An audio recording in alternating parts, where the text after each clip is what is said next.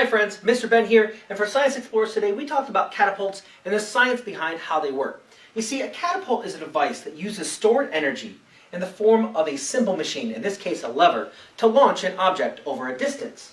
Now you may remember from a previous Science Explorers, we talked about stored energy in our discussion about our pom-pom launcher. You see, we do work on the system.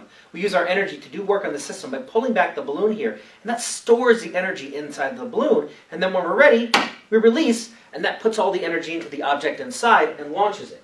Now a catapult works on the same principle. You see, this stick right here, this is our launching pad.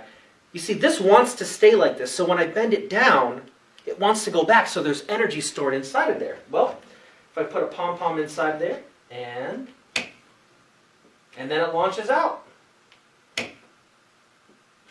All right. Well, friends, that's all I have for you today. Thanks for joining us. We'd like to thank National Grid for sponsoring this program. If you're interested in joining us, you can contact Jessica at education@cmssny.org.